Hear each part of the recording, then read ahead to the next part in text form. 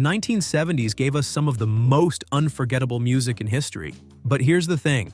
While everyone remembers the mega hits that still play on classic rock stations, there were dozens of other songs that were just as popular back then, but somehow slipped through the cracks of time. These weren't one-hit wonders or obscure B-sides. These were legitimate chart toppers and radio staples that we heard constantly, sang along to, and then forgot. They soundtracked school dances, summer vacations, and first dates. They were the songs you requested at the roller rink and the ones that came through your transistor radio at the beach. So if you grew up in the 70s, you probably forgot these songs. Number 10, Love Grows, Where My Rosemary Goes, by Edison Lighthouse.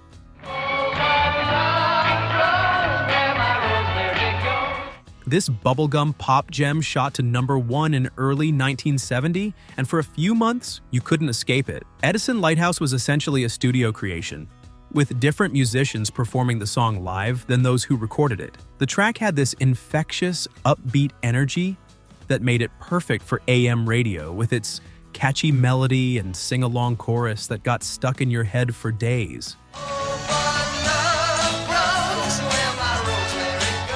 What made this song particularly memorable was its pure, unabashed cheerfulness during a time when music was getting more serious and experimental. While other artists were exploring heavy themes and complex arrangements, Edison Lighthouse kept things simple and fun. The song painted a picture of a free-spirited woman who brought joy wherever she went, and that optimism resonated with listeners who needed a break from the heaviness of the late 60s.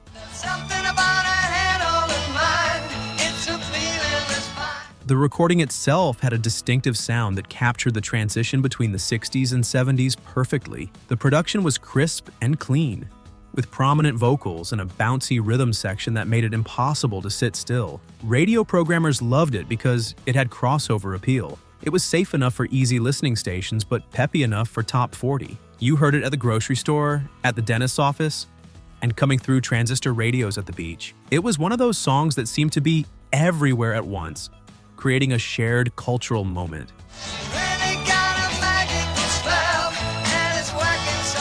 Despite reaching the top of the charts in multiple countries, the song faded from collective memory remarkably quickly. Edison Lighthouse never replicated this success, and the song became buried under the weight of harder rock, disco, and singer-songwriter movements that would define the decade. It's the kind of track that, when you hear it today, instantly transports you back, but probably hasn't crossed your mind in decades.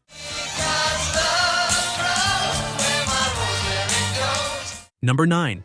Brandy, You're a Fine Girl, by Looking Glass.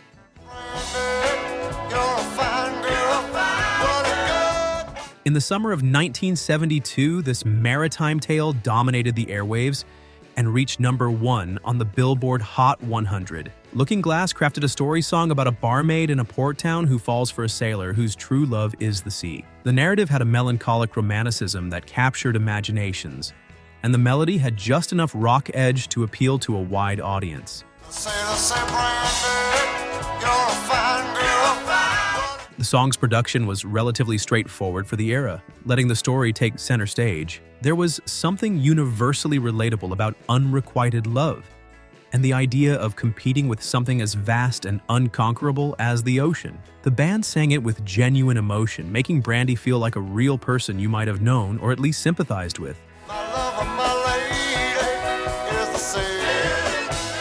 The keyboard work gave the song a distinctive sound that set it apart from other hits of that summer. There was a melancholy undercurrent to the whole production that matched the story perfectly. It had the kind of melody that you found yourself humming days later, even if you couldn't quite remember all the words. The song managed to be both upbeat and sad at the same time, which was a difficult balance to strike.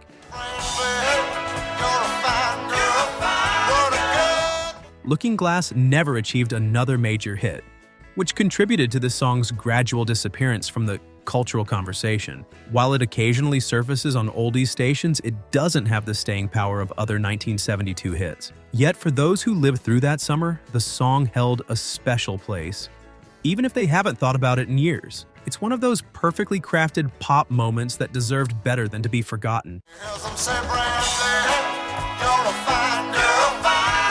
Number 8, Afternoon Delight by Starlin Vocal Band. Sky rockets in flight. Afternoon delight. This 1976 hit became one of the most controversial yet successful songs of the mid-70s. On the surface, it sounded like a wholesome, harmony-laden soft rock tune that wouldn't be out of place on a variety show. But listeners quickly realized the seemingly innocent lyrics about afternoon activities were actually about something much more adult, which made it both scandalous and irresistible. Rubbing sticks and stones together make the sparks ignite, and the thought of loving you. The Starland Vocal Band's vocal harmonies were impeccable, giving the song a smooth, easy listening quality that helped it climb to number 1. The juxtaposition of those sweet harmonies with the suggestive subject matter created a unique tension that made the song memorable. Radio stations played it constantly, and it became a cultural phenomenon, even winning a Grammy for Best Arrangement for Voices. The band even got their own variety show on CBS because of this song's success, though it only lasted 1 season. At the time, they were being positioned as the next big thing in soft rock. With major television appearances and constant airplay, the song had that peculiar mid-70s sound that was neither fully rock nor fully pop, existing in a comfortable middle ground that appealed to a broad audience. Started out this morning feeling so full that I always thought of fish. Despite its massive success, the song developed a reputation over the years as somewhat cheesy or overly cutesy, which led to it being mocked more than celebrated. The band never had another significant hit, earning them the one-hit wonder label. Today, most people under 50 have never heard of it, and even those who grew up with it often haven't thought about it in decades. It's a fascinating example of how a song can be everywhere one moment and virtually nowhere the next. Number 7. Kung Fu Fighting by Carl Douglas.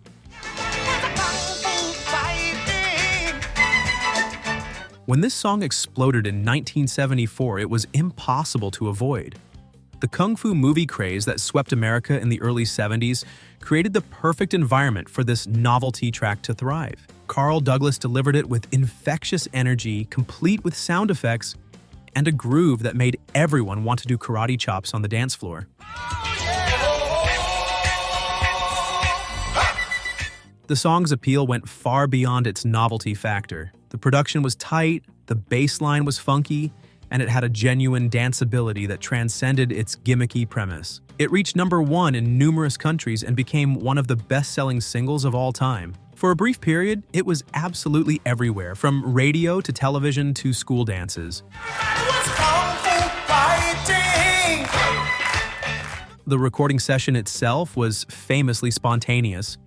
Douglas recorded it as a B-side in just a few minutes, never expecting it to become anything special. That off-the-cuff quality actually worked in the song's favor, giving it an authentic energy that more calculated productions might have lacked. The sound effects, the rhythmic vocals, and the driving beat all came together in a way that perfectly captured the martial arts mania of the moment. As the Kung Fu fad faded and musical taste evolved, the song began to feel dated rather than classic. It got relegated to the novelty category, occasionally dusted off for movie soundtracks or retro compilations, but rarely taken seriously as a piece of 70s music history. Most people remember that it existed, but couldn't hum the tune if asked. It's become more of a cultural reference point than an actual song people listen to, which is a shame considering how genuinely fun and well-crafted it was. Number 6. Billy, Don't Be a Hero by Bo Donaldson and the Haywoods.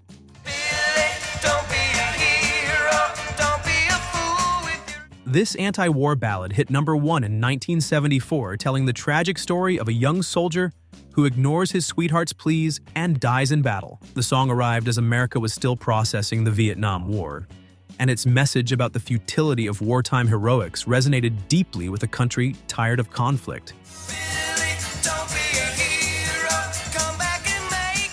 The production had a marching band quality that gave it a simultaneously patriotic and mournful feel. Bo Donaldson and the Haywoods delivered the narrative with earnest emotion, making listeners feel every beat of the tragic story. The song's popularity showed that Americans were ready to question traditional notions of military glory and heroism, even through a pop song on AM radio.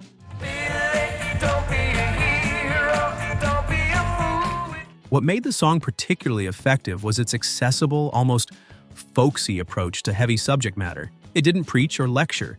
It simply told a story that millions of families could relate to after years of war. The melody was memorable enough to be catchy without trivializing the serious message, and the arrangement supported the narrative without overwhelming it.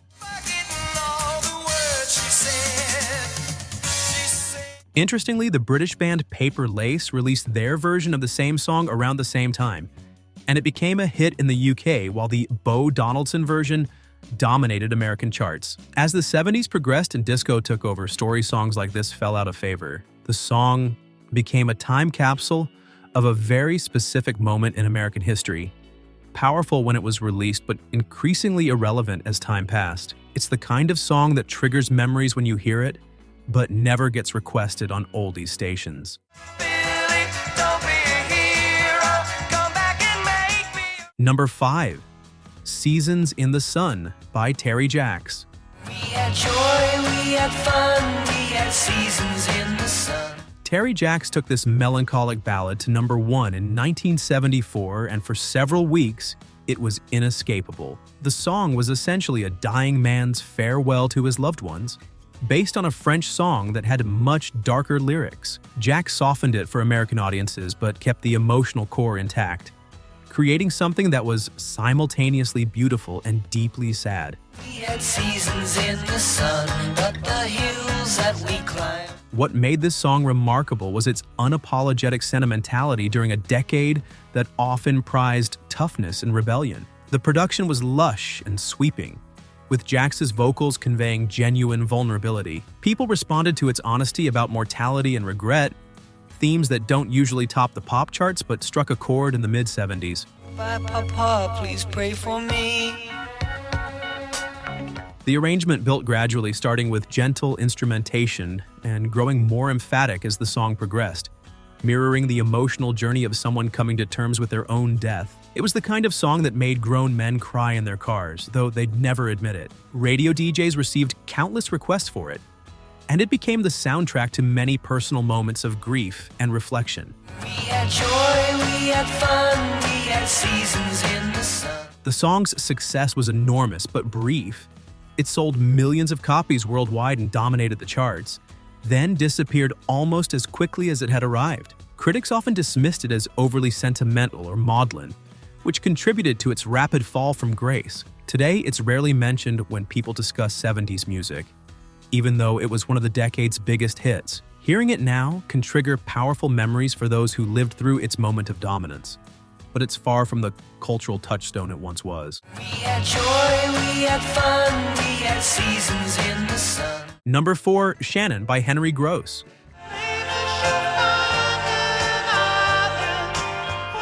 In 1976, Henry Gross reached the top 10 with this heartfelt tribute to a dog. The song told the story of losing a beloved pet, and Gross performed it with such genuine emotion that listeners couldn't help but be moved. It was inspired by Beach Boys drummer Dennis Wilson's actual dog, Shannon, which gave the song an authentic sadness that resonated with anyone who had ever lost a pet. The production was relatively simple, featuring acoustic guitar and Gross's earnest vocals front and center. There was no attempt to dress it up with elaborate arrangements or gimmicks.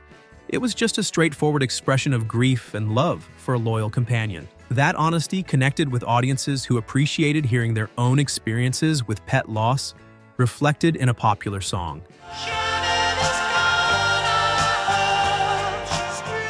At the time, it was unusual for a mainstream pop song to treat the loss of a pet with such seriousness and dignity. Most songs about animals were either novelty tracks or children's music, but Gross approached the subject with the same gravity he might have given to the loss of a person. The sincerity in his voice made it clear this wasn't a gimmick. It was a genuine tribute to a friend who happened to have 4 legs. Despite its success and emotional impact, the song has largely vanished from public consciousness. It doesn't fit neatly into any of the 70s music categories that tend to get celebrated. It wasn't rock, disco, punk, or singer-songwriter confessional in the traditional sense. It was simply a sad song about a dog, which made it both unique and ultimately forgettable to everyone except those who loved it when it came out. It's a perfect example of a song that meant everything to millions of people for a brief moment and then disappeared. Number 3, The Night the Lights Went Out in Georgia by Vicki Lawrence. That's the night that the lights went out in Georgia. Vicki Lawrence, best known as a comedian and actress on The Carol Burnett Show, shocked everyone by releasing this murder ballad in 1973 that shot to number 1. The song told a dark story of betrayal, adultery, and wrongful execution in a small southern town. Its narrative complexity and dramatic twist ending made it unlike anything else on the radio at the time. The production had a country rock feel that was perfectly suited to the story's Southern Gothic atmosphere. Lawrence delivered the vocals with a theatrical flair that brought the characters to life, making listeners hang on every word to find out what happened. The song proved that audiences loved a good story set to music, even if that story was considerably darker than typical pop fare. That's the night that the lights went out in Georgia. What made the song stand out was its cinematic quality. It played out like a short film, complete with multiple characters, plot twists, and a shocking conclusion. People would turn up the radio to catch all the details, and it became a topic of conversation.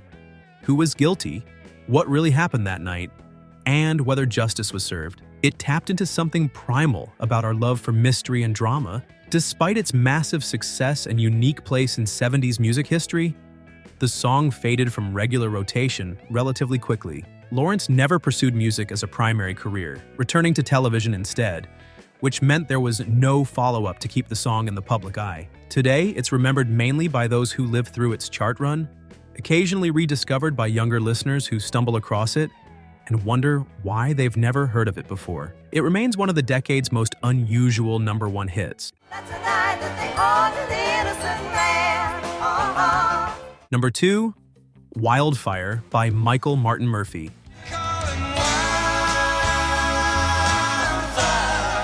This haunting ballad about a girl and her pony who disappeared during a blizzard became a massive hit in 1975. Michael Martin Murphey crafted a ghost story that was both beautiful and eerie, with production that emphasized the song's mystical qualities. The narrative about a pony that returns each winter searching for its lost owner captured imaginations and became a staple of FM radio. What set this song apart was its atmospheric quality. The production used subtle instrumentation to create a sense of space and mystery, making listeners feel like they were standing in that snowstorm with the ghostly pony. Murphy's vocals were restrained and evocative, letting the story breathe and allowing listeners to fill in the emotional details themselves. The song had a dreamlike quality that made it perfect for late-night radio, when DJs would play longer, more contemplative tracks.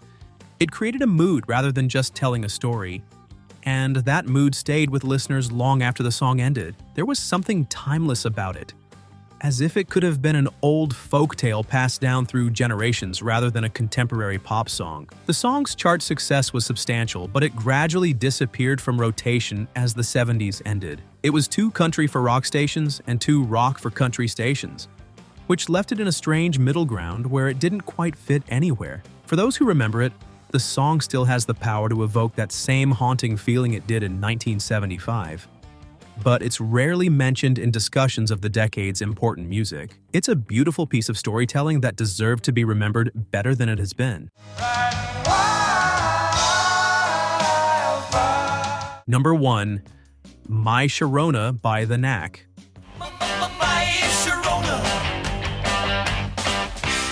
When this song exploded in 1979, it became an instant phenomenon that defined the summer. The Knack delivered a high-energy, new wave-influenced rock song with an unforgettable guitar riff and driving beat that made it impossible not to move. The song spent 6 weeks at number 1 and became the best-selling single of 1979, dominating radio, parties, and jukeboxes across the country. The power of this song was in its simplicity and energy. The riff was catchy enough to stick in your head forever, the rhythm was propulsive, and the vocals had just the right amount of edge without being threatening. It bridged the gap between the fading disco era and the emerging new wave movement, appealing to people who wanted something different but still danceable and fun.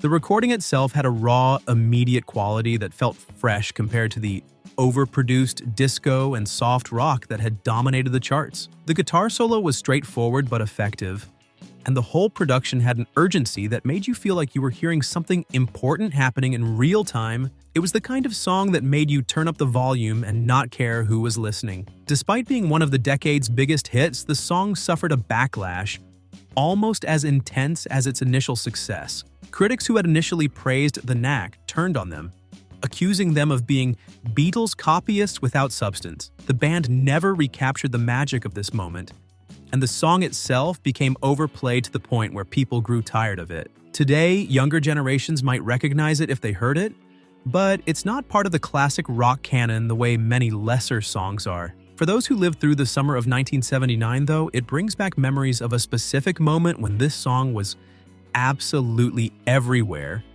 and everything seemed possible. These songs weren't just background noise. They were part of the soundtrack of your life in the 70s. They played at parties, on car radios during summer road trips, and in the background while you were doing homework or hanging out with friends. The fact that they've faded from memory doesn't diminish what they meant at the time. They represent moments, feelings, and experiences that shaped a generation. Even if we don't always remember to acknowledge them, what's fascinating about these forgotten hits is how completely they dominated when they were released. These weren't minor chart entries or regional favorites. These were #1 songs that sold millions of copies and played on every radio station in the country. They were the songs that defined summers, that became the background music to important life moments, and that everyone knew word for word. Yet somehow they slipped away while other songs from the same era became permanent fixtures of our cultural memory. It's a reminder that popularity in the moment doesn't always translate to lasting legacy. Each of these songs holds a piece of the 70s that's worth remembering. They remind us that the decade was more diverse and interesting than the handful of greatest hits compilations would suggest. Between the disco and the stadium rock, between the singer-songwriters and the punk pioneers, there were all these other songs that millions of people loved, danced to, cried over, and eventually forgot. They were the deep cuts of mainstream radio, the hits that didn't quite make it into the permanent rotation of classic rock stations. If this trip down memory lane brought back some good memories, make sure to hit that like button and subscribe to the channel for more nostalgic content. And drop a comment below telling us which of these forgotten songs hit you the hardest. We'd love to hear your stories about where you were when you first heard these tracks. Thanks for watching, and we'll see you in the next one.